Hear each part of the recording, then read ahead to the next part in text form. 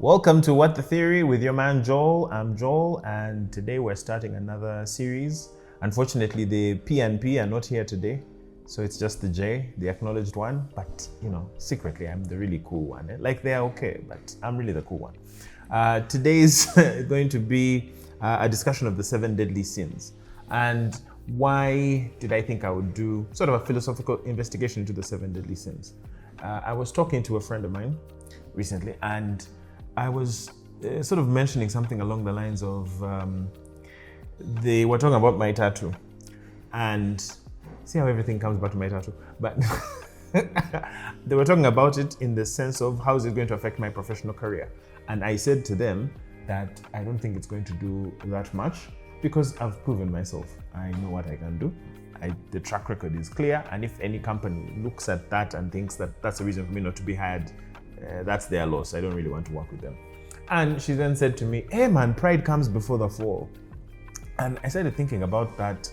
First of all, I don't like when people just throw cliches. They just say something as if now I've made a point. Like, what do you mean about, what are you talking about? So it got me thinking about those 7 deadly sins and how there is almost 3 takes that I've always carried around with all of them. One is obviously the Christian take or the religious take, which talks about them being capital punishments and they are sort of an affront to God and he finds them detestable. The other is that they are rooted in natural human desires. And there's almost like the fact that it's natural, it's almost good. There's that school of thought. And then there's the third, which I want to sort of introduce today, which is the excavation of the value that might be lying within things that we've thought long archaic. So yeah, we're going to go through the 7 deadly sins one by one, and I'll tell you a little bit about my own relationship with them. Don't share this with my mother because she'll ask many questions. Hey guys, Joel here. So I've been in a situation where you really want to get a Lamborghini, like I want to get a Lamborghini, but you want one from the UK. Very specifically, well, you need a concierge service. And we're proudly being partnered with Soteria Shipping. Soteria Shipping is a concierge service where you can order anything from the United Kingdom and it will be at your doorstep either in Uganda or in Kenya within 14 working days. Make sure you follow this number. Mention that you got the link from What the Theory, because you never know, we could get some more money from this, you know what I'm saying? So yeah, if you want to get some high valued goods, whether it's a nice table, whether it's a Lamborghini like me, or you want to get a nice laptop, whatever the case may be, just go to Soteria Shipping. Information is in the description. Thank you very much. So, what are the 7 deadly sins? We've got gluttony, lust, avarice, we've got despondency, wrath, sloth, vaingloriousness, and pride. Now, those were the original sort of deadly sins, but I'm going to just talk about the 7 ones. The one of sorrow, of despair, or despondency eventually fell off. So it used to be 8 deadly sins and then eventually became 7. And when I was in the church, they used to talk about them progressing from one to the other. It's not like a very young kid, for instance, is going to have a lot of wrath and have a lot of envy. Like as you grow older, you sort of become more complex and complicated as a person, and so those feelings and those sins start to pop up. So we'll start with the first one, which is gluttony. And gluttony being the need for overconsumption. It's connected to usually food. Now, even an animal can be gluttonous. I used to have a dog that, anytime you left out meat for it, it would eat everything, like everything. And even when it was full, it would, if there was another meal, it would pick up on that. So it, started putting on weight over time. It was just the instinct to eat kept driving it to have a meal. And gluttony of all sins, I keep making the joke that people don't talk too much about gluttony when they're talking about the things that are going to damn people to hell. Someone can with a very serious face say something like, sexual sin is going to take you to hell. And then like that day eat like they're going to fight someone later. Like they eat like they're a construction worker, a heavy meal. And there is no connection between why am I consuming this amount of food. And I think normatively, we look at consumption as, under a capitalist frame that, it is your desire, it is your I guess you're warranted to be able to enjoy yourself, to seek your own pleasure, to be a hedonist. to fulfill the desires that you have, as long as you've been able to get the money that is able to purchase those things for yourself. Now, the problem with gluttony, as is explained, let me just pull up my notes, is the problem was not so much that you were eating, it was that you were gorging yourself. It is taking a natural desire and turning it into an unnatural means by which you feel either an emotional hole within yourself, or that you feel like you have to provide to yourself to such a degree that you don't trust the Lord. That's the Christian element, that you are trusting in the food that is before you, you're trusting in your own ability to provide for yourself, other than trusting in God. The natural point of view would be something like, we need to eat to survive. I mean, the very first instinct is self-preservation. And self-preservation comes from consumption. You consume energy from outside of yourself to keep yourself going. But now in the modern sense, things have almost reversed. So to be overweight now is almost like a terrible sin.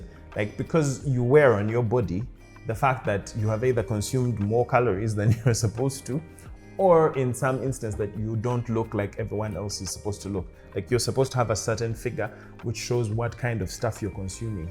And the injunction now, the super ego injunction that we are under as a society, is more not so much that you shouldn't eat, but that you should eat well. You should consume all this nice food but still have a certain appearance.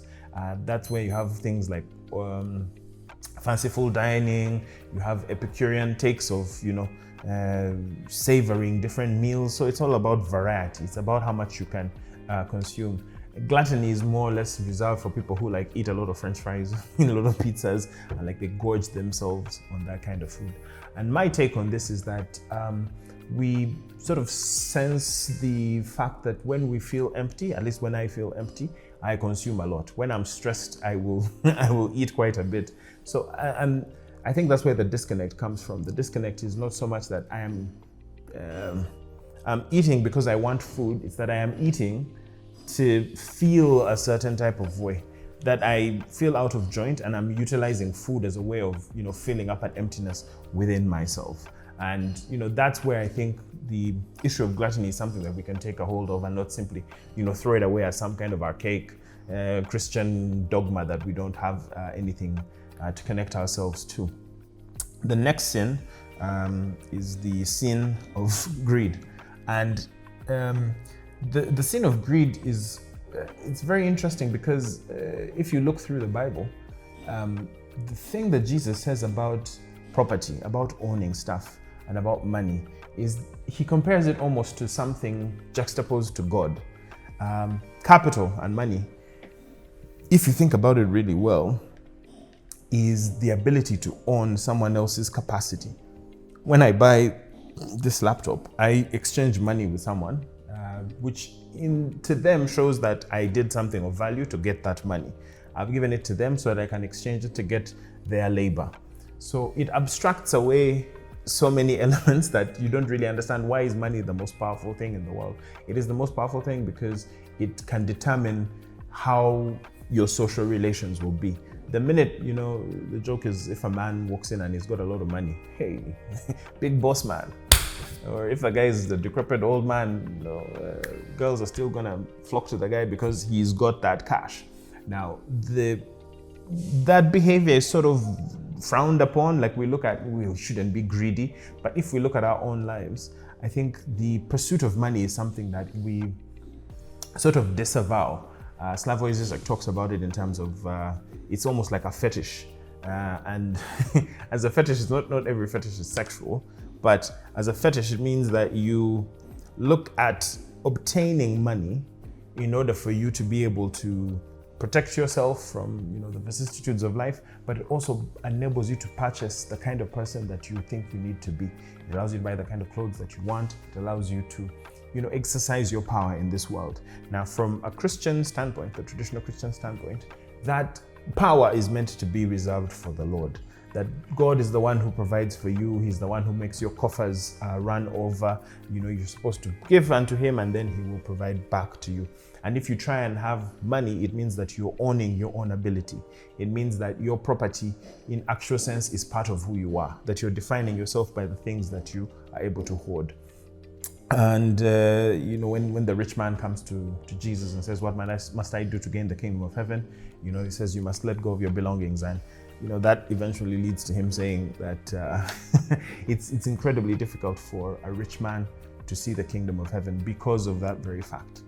Now, I personally, when I look at greed, I think it's what runs the world. We sort of have this take that human nature is one of greed, it's one of selfishness, and we've created a system that reinforces that.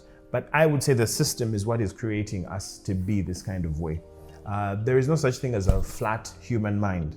If you went and saw a human being in Victorian England, they had the thoughts of the Victorian English. If you went back all the way to the 1400s, people had feudal thoughts. People thought in the sense of, this is my tribe, or religion, or whatever that I follow as a mystic follower is the most important thing. It's not the amassing of wealth. It's not the kind of lifestyles that we live today.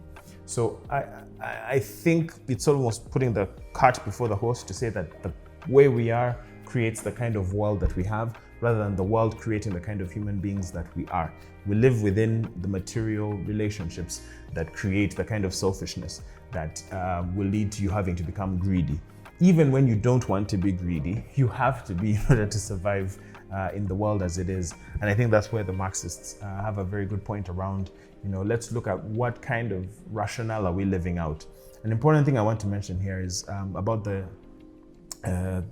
power of illusion. When you look at the illusion of the commodity fetish, it's not that we don't know that money is, how can I say it? So when I buy a pair of Jordans, the commodity fetish would have you think, the traditional view is that those Jordans are special, that product itself is a special thing. But in actual reality, you know that it's not special. You know that you're just purchasing it because everyone thinks it's something of high value. But it doesn't matter what you believe, it matters what act you're putting out. In your everyday relations, the way you treat those Jordans, you treat them like they're a magical object. And that's the power of the commodity as a fetish. You don't have to really think of it as a special thing. All you're doing is treating it as such. And so effectively, all of us are acting like the most important thing in the world is money and is greed and is hoarding, even though we disavow it. And I think that's where the disconnect comes, where your soul is almost put into asunder, because you, on the one hand, want to say it's not the most important thing, but in everyday life, you're pursuing it as the most important thing. Then we have the sin of sloth. Now, the Latin understanding of it is, it means without care. So I used to think it just meant being lazy. It meant just not doing what you're supposed to be doing. In some sense it does. So the Christian take on sloth, I think from Thomas Aquinas, if we can look at it, is he used to define it as sorrow about spiritual good. And the scope of it was very wide. It meant that, there are the cardinal gifts, things like wisdom, understanding, counsel, knowledge, piety, fortitude, and fear of the Lord. Now, in order to live out those fruits of the Spirit, you have to work out your salvation through fear and trembling. And by working out your salvation, it meant that you cannot be lazy in good doing. Our Christians will know where all these verses are. So you're not meant to be lazy in well doing. To be slothful means to have the sin of omission. All the other sins are sins of commission. You're acting in a way out of joint between your spirit and your body. Now, to be slothful meant that you're failing to live up to the call that you're supposed to represent in this world. As being part of the body of Christ, you're meant to be able to follow your duty and, I guess, let's say, be a good parent, be a good follower of Jesus, whatever the case may be. Being slothful in our day is almost like I don't dream of labor. Well, that movement, I understand where that comes from. Unfortunately, the relationship I think we have to work has been sort of spoiled by the fact that you need to work to live. You need to ply your hand at a trade in order for you to make a living. You're told that it's a free choice because, you can leave at any point in time, but, you have the freedom to starve to death. What you really have is the freedom to, go live on an underpass somewhere. So to another degree, not all of us get to do what we want. we see those individuals who find their purpose within their labor, but most of us do shit that, we really don't want to do. We're just doing it because it makes money. Let's say you may have been a very good dancer. You can't pursue that as something that's your passion, that's going to allow you to, have the kind of life that you really want to have. You cannot pursue your passion and then also pursue the kind of life of plenty that you really want. So often you choose the life of plenty and live with a repressed feeling. So I think sloth for me really represents something that you don't want to do. It's almost like a signal. I don't want to look at it as sort of a normative claim to say anytime you feel lazy that you are lazy. No, I think laziness is just a signal to you about there is something that you are either pursuing that you don't want to pursue, and usually for me it shows up in procrastination. And often it can be easy for you to just stop there and not examine any further. But I think once you examine it much further, it means that you don't have the energy, or you don't understand the reason why you should pursue the things you ought to pursue. The gap between what you ought to be and who you are, within there, usually sloth. Then wrath. So wrath, I used to wonder why it was wrath and not hatred or anger, because Jesus got angry, because there is something like justified moral outrage. The way the Bible puts it is, or at least Christian theology has wrath becoming the lack of control of something that even might have started as virtuous. Let's say someone commits a crime against myself and I have justified anger towards it. I want recompense. I want there to be sort of vengeance. I want there to be a restitution. I might follow that feeling to such a degree that I don't even care about the circumstances. So I'll even be led to commit a sin. It says, I think I forget where it is in the New Testament, where it says, be angry, but don't let your anger lead you into sin. Now, the natural point of it is, us as animals, we, I guess, are seen as an aggressive species. Freud sort of spoke about the two instincts that we really have, are that for aggression and that of sexual desire. So with aggression, it usually allows us to show that our strength is enough for us to either procure resources, procure a mate, or even defend ourselves against other animals. Now, when you take that aggression and put it into a civilized state, it has nowhere to go. It's like psychic energy that's pent up. And that's why, some sociologists tend to think that we have things like boxing, we have sports, we have music. So it's almost like there's a low origin to these high ideals. We have to find ways to channel that kind of energy, that embodied rage, that embodied passion, like we like to call it. Every time you're watching basketball, they're like, does he have the passion? He's got that dog in him. It's always about where are you going to take that thing, that anger, that wrath. My take has always been that I think wrath masks an insecurity. Every single person that I know that's strong became strong because they were trying to relieve themselves of weakness. They knew what it was like to be weak. I'll stick with sports, for instance. All the guys that whenever I read their stories, like Michael Jordan had the chip on his shoulder from day one just because he had to prove that he was not the weakest around. You cut me from the basketball team, I'm going to show you. You joked that I can't score on you, I'm going to drop 55 on your head. You, beat me at a coin game, I'm going to destroy your entire city. It was always driven by, when you look at Steph Curry, you look at LeBron James, they each have, sort of this thing where they have to prove that they are strong. They have to act out sort of a confirmation that whatever you think of me, my thought of myself is more impactful than what you might believe. So I think there is a use to that where you can utilize anger to, positively move yourself or make yourself much greater. I think there, though, is a certain maturity level which you reach when you realize that beneath most anger, beneath most wrath, is a feeling of vulnerability. It's much easier, especially for men, to admit that they're angry than for them to admit that they've been hurt, or for them to admit that they're scared, or to admit that they are lonely. Because then another guy is going to take advantage of that. Like, nigga, what? You're lonely? And you get you get messed up. So I think the kind of society we're in, we found a way to channel those things into sort of small appropriate places, but now even in workplaces, I see a lot of men struggling with that wrath because they knew I can use this aggression, I can use physical force to get my way.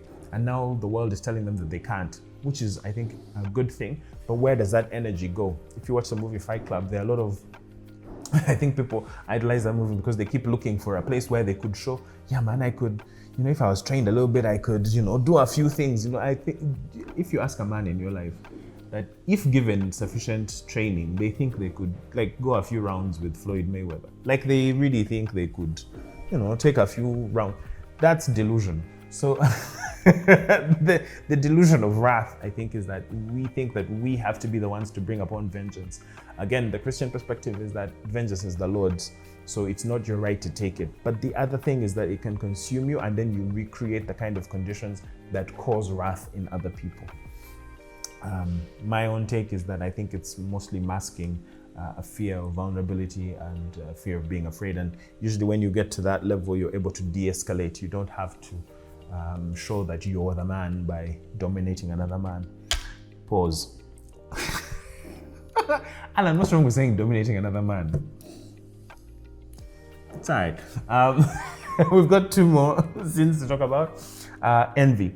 Now, envy is a weird one because I think it's also in the 10 Commandments where they talk about not coveting your neighbor's oxen and wife. By the way, let me just, as an aside, the fact that they put oxen next to wife tells you a lot.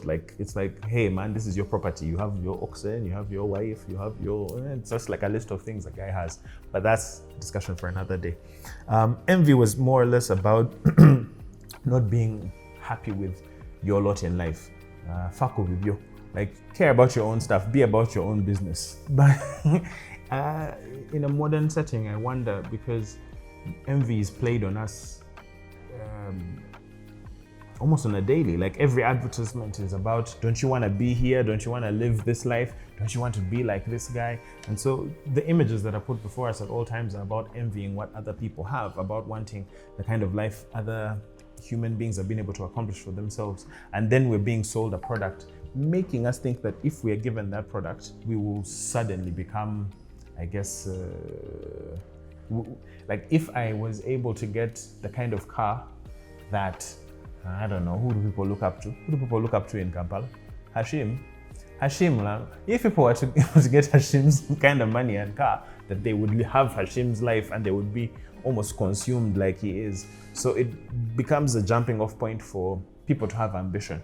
Now, if I take a Nietzschean stance on this, he would say that a lot of these takes, all these sins that we're talking about come from, as he would call it, slave morality. And he contrasts slave and master morality, where slave morality is people who've been dominated, who've been oppressed, and so they develop a sense of resentment, and their morals, what they consider good, is the opposite of whatever the masters have done to them. And it's in the slave category that you then have good and evil. Well, on the master side, you have good and bad. Something is bad for me, therefore I'm not going to do it. Something is good for me, therefore I'm going to do it.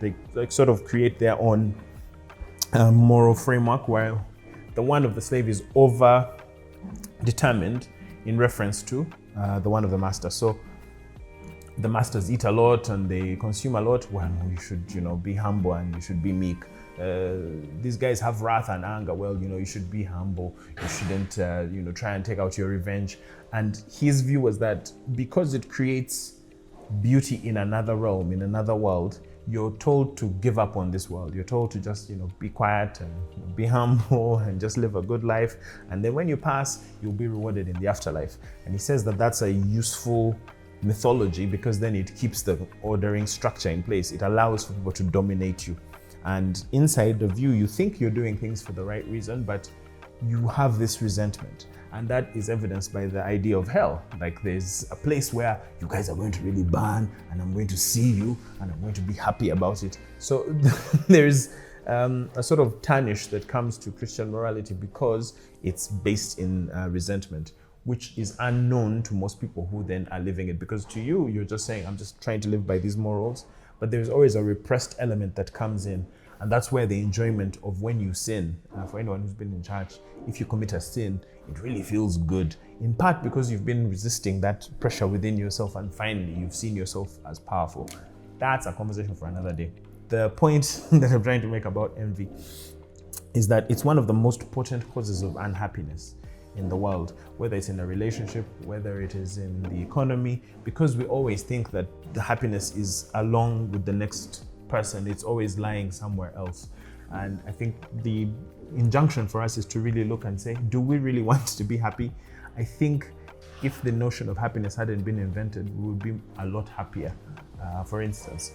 And the last thing I think I'll say about pride is in Thomas Aquinas always talks about envy in 3 stages.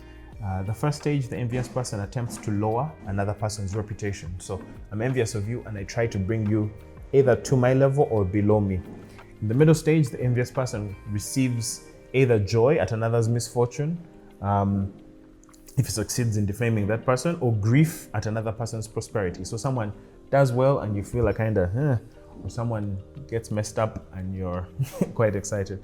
And then the third stage is hatred, because sorrow is what leads to hatred. So I think if you look at those 3 stages, it's about, you could postulate that envy allows us to position ourselves as better than the other person, despite the fact that by the measures by which we think we would be great, they're doing better. So if I look at someone and, their jump shot is better than mine, I'm like, he thinks he's a better shooter than me. I want to have that jump shot, but because I don't have it, the best way for me is to tear that guy down. Or if they have a misfortune, I enjoy the fact that they've gone down. Then lastly, if I'm unable to accomplish those things, it just becomes hatred. And hatred lives to all the other deadly activities. You can, from hatred, you can go to wrath, and then from that wrath, you start to build up your greed, etc., etc. Now, the last of the deadly sins, which is pride. And this is where the root of this discussion came from. So I'll address it in terms of that question that came from my friend to me. So in the Christian standpoint, pride is the one that leads to all other sins. It's pride because you overestimate who you are. You almost position yourself as a god in this world. And that's what comes before your fall. And usually pride comes with evidence. Like you've done something that shows you that you're the shit.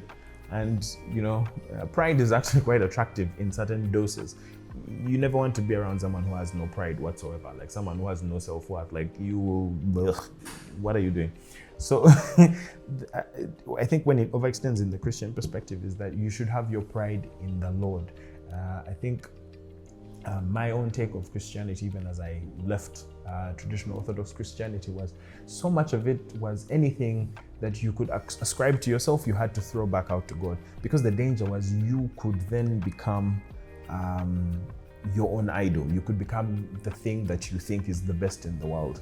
Now, I think ultimately that pride is a very useful thing. I sort of look at it as instrumental.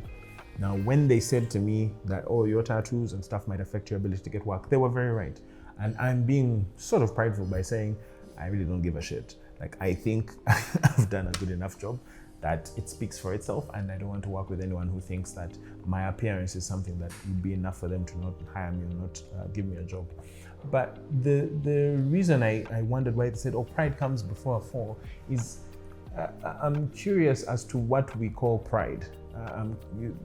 There's the gay pride parades, or it's Pride Month, and I think a lot of people keep saying, pride is a sin, but those are the same people who tell you to be proud of your country, or to be a proud gun owner, or to be proud. So it's not so much pride, but it's what are you proud of? What is the thing that you stand upon? And I think that if you're proud of the work that you've done with your hands, if you're proud of the alleviation that may come by your presence, if you're proud of the things that are honorable, the things that you upstand, that's a good thing. The converse of that is that there's always going to be shame. Everywhere there's pride, there's shame. And shame comes from an understanding of your inability to live up to the mark.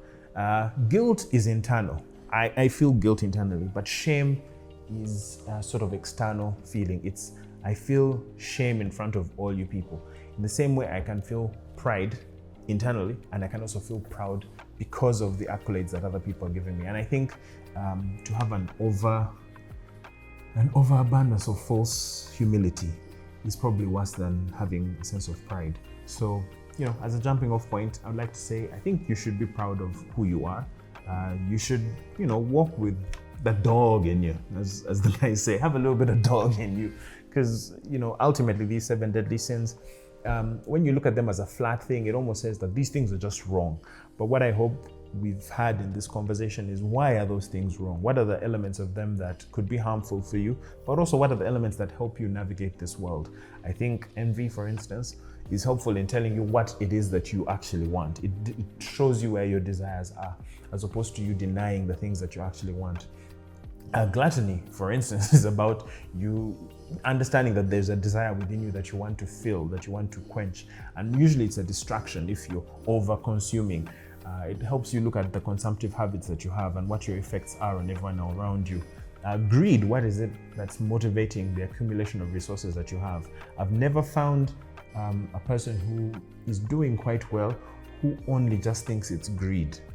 They always have, I'm doing it on the sake of the other, I'm doing it for my family, I'm doing it for my country, I'm doing it for this business. There is always something that stands in there. But again, like we talked about the commodity, it's important for you to not just look at your intention, but look at what your actions are. You could be greedy for noble intentions. If you look at sloth, it's really about what is it that you're actually interested in? What is the energy that you need to put in to achieve the kind of results that you want? If you look at, which one have I left out? Look